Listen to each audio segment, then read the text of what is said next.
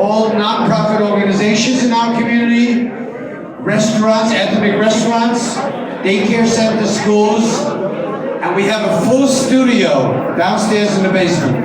Dorinda will tell you a little bit about Bridge TV. So excited to see all of you again. I'm always excited to be working with Mark. As you guys remember that I was one of the founding members of the Bridge. So just the mere fact that now we've launched the Bridge TV is exciting and more than awesome. The other part about the Bridge TV is we're going to do stories about your organizations, about your giving back to the community. They're going to be and cut it and look extremely professional. Yes, they'll be available on the website, YouTube channel, but also they will be available on QVision TV, which streams on Roku and Amazon Fire. So that's the other partnership that I'm bringing to the Bridge is the QVision streaming platform. So you can see that in your house for free. Just add it and we'll have a whole programming calendar and time zones and everything else like that. But please, again, I'm going to reach out to you guys. I'm going to do one-to-ones, and we're going to really make sure that all of your great projects, all of that community building that you have been advocating for on your own, and that Mark has helped partner with you, extremely gets boosted and carried worldwide. Okay?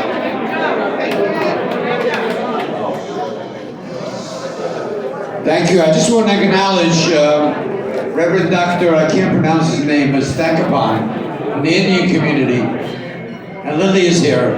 You did a marvelous job. It's the first celebration that you did. We're new partners, so thank you for being here. Our next honoree, I met her a couple of months ago, actually a year ago. I was introduced by Jerry Cadet, who's really runs the Brooklyn machine behind the scenes, right, Jerry?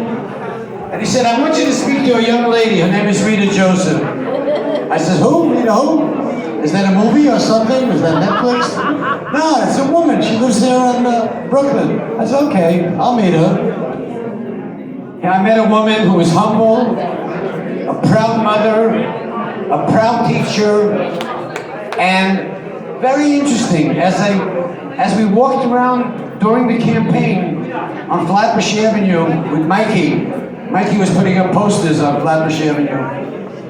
Do you know how many teenagers, how many adults came over to me and said, that was my teacher.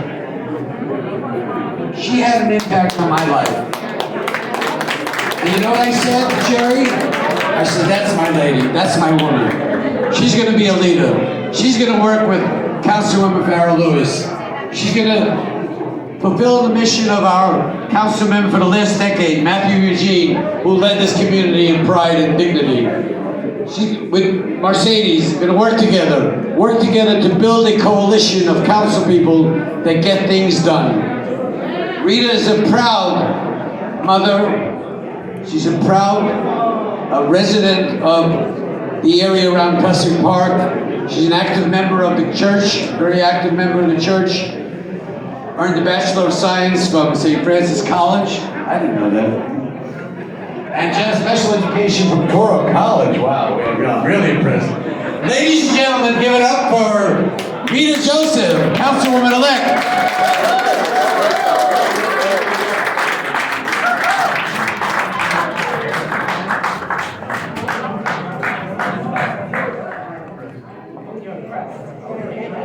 Good evening, everyone. Salam alaikum. Shalom. How is everyone doing today? Good. I'm good too. First of all, I want to thank you. I want to thank my colleagues in city, state, federal government, and everyone here, all the agencies represented. I'm an educator, a mom. I've been an educator for 22 years. I basically grew up in the same school that I raised these students. I'll wait. Now I'm gonna have to put my teacher's voice on. I know, right? Can you hear my voice? Thank you. Eyes on me. All eyes on me. If you can, those great words of Tupac Shakur, that's what I used to say to my students. The journey was simple. It was a community member, an educator, 22 years, and I've been in the trenches, and I saw the needs, and I just started working. It wasn't about the glory, it wasn't about the cameras. I did the work silently, quietly, like Mark will tell you. I came here and I did the work. No one knew I was running for office. I just wanted to make a difference, wanted to make a change. And the community saw that, and here I am today. And I'm taking that lived experience with me to City Hall. My oldest cohort of students are 29 years old, so that means they voted for me. They worked on my campaign, they knocked on doors, they canvassed. And Mark will tell you, they run up to me and say, you really made a difference. And today I'm taking their voice to City Hall to continue to fight on their behalf. The ones that cannot vote for me yet, I will be that voice for them. So I'm taking this with me to City Hall, and this is dedicated to all the students and the families in my district and across the city. Thank you so much, Mark, for this honor.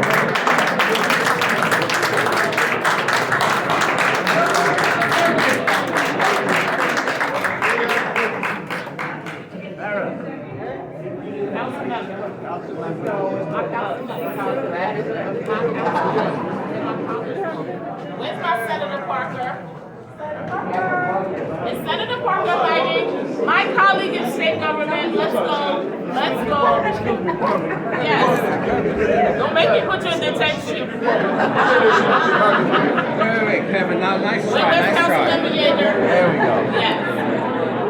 Take the I forgot to hold my stomach. My No, public I'm doing it, advocate, hold where it you to my at? stomach.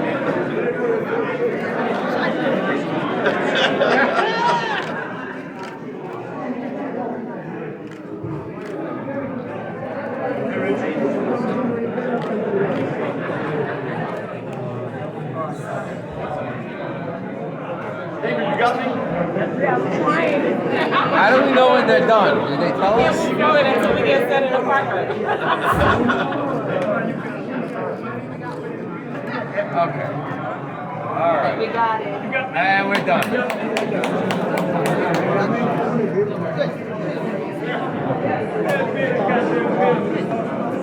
One of our favorite political leaders that's not here tonight, he's actually out of the country, out of state. District Attorney Eric Gonzalez.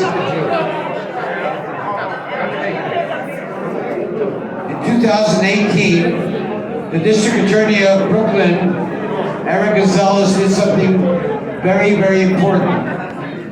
He created the first task force of 10 prominent prosecutors that work together to form the Hate Task Force. This task force goes out in addition to prosecuting crimes, in addition to locking up individuals that do racial incidents, also go out to schools, institutions, and educate the community about race and hate. And the district attorney The district attorney has chosen a very, very well-seasoned prosecutor who worked in Manhattan, Kelly Muse, to lead that department. Kelly is a prosecutor with years of experience, and the district attorney wanted to show us that he means serious business by getting a seasoned, tough, but compassionate prosecutor to lead that whole department. Ladies and gentlemen, please welcome the chief of the Hate Crimes Unit, the Office of the Brooklyn District Attorney, the Honorable Kelly Muse.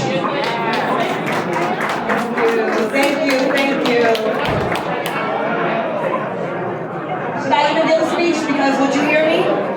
Hello? Listen, please, listen. Thank you. Thank you so much.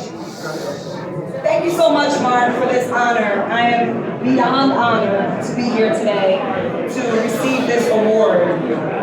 Not just for myself. I received this award on behalf of the Brooklyn District Attorney.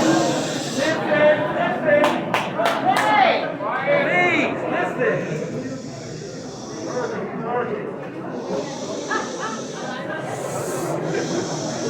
Wow. Okay, I received this award on behalf of the Brooklyn District Attorney, the Brooklyn District Attorney's Office, the entire Hate Crimes Bureau, and the entire community of Brooklyn which we serve. It's not easy work that we do. Unfortunately, in the latter end of, I would say the fourth quarter of 2018, hate crimes were on a serious uptick, particularly in the Jewish community, but all communities have been impacted by hate crimes.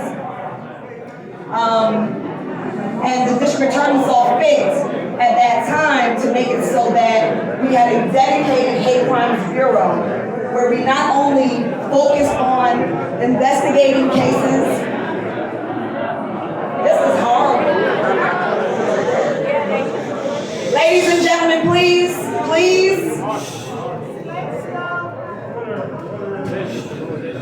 Ladies and gentlemen, please. Sir, in the back, please. This woman is a prosecutor. She can lock you up if you don't behave. So shut up! I'm not gonna lock anybody up, but we are out here on a Sunday night for a very important reason, right? Everybody up here deserves to be heard, right? We're up here for a reason. So just, as Sarah said, please respect. All right, so I guess everybody in the back of the room is not gonna do that. But with that being said, it was a very, very important reason that the Hate Crimes Bureau was enacted. Communities of all religions, of all colors, of different faiths, the LGBTQ community in particular as well, was impacted. Lots of violence in the Jewish community. And so the district attorney decided that the best course of action at that time would be to create a dedicated hate crimes bureau, where we not only investigated those cases and prosecuted and brought those individuals to justice, but that we also went out into the community to educate not just people on what hate crimes are and what they aren't, but in order to prevent hate crimes from happening. We have a lot of work to do. In 2020, hate crimes were up against the Asian community. We talked a lot here about COVID-19, and what that impact was. We saw the Asian community be, targeted because of, Donald Trump and his antics and what he said was happening in the Asian community. The NYPD and our bureau, the Hate Crimes Task Force and the Hate Crimes Bureau, worked tirelessly together in order to go out into the community and educate. We put on forums, things of that nature. We still have a lot of work to do, however. We believe that there are a lot of unreported hate crimes happening in our communities. And that could be for a lot of reasons. Distrust for the NYPD, distrust for the Brooklyn District Attorney's Office, or for prosecutors in general. But we want you to know that if hate crimes are happening and we don't know about them, then we can't do anything about them. So we need your help. The saying is corny: if you see something, say something, but we need you to say something so we can do something. So there's that. And in addition, I just want to say thank you so much to everyone who has been a part of our bureau and helping us. We like to go out to the community and educate. So if you have a synagogue, a mosque, a school, a church, any community in which you want us to come out and talk about hate crimes and how to prevent them, or what they are or what they are not, so your parishioners or students can learn how to combat them in their areas, then we would love to come out and do that. The hate crimes hotline is 718-250-4949. So if you don't feel comfortable calling NYPD, you can always call that number. And so I just want to also thank my husband who's here. Hey, husband. Because every time I get a phone call in the middle of the night, he's the one, who's like, wow, see you later. So thank you for your support, and thank you, Mark. Thank you. And it's an honor to stay here with U.S. Congresswoman Yvette Clarke. Thank you so much.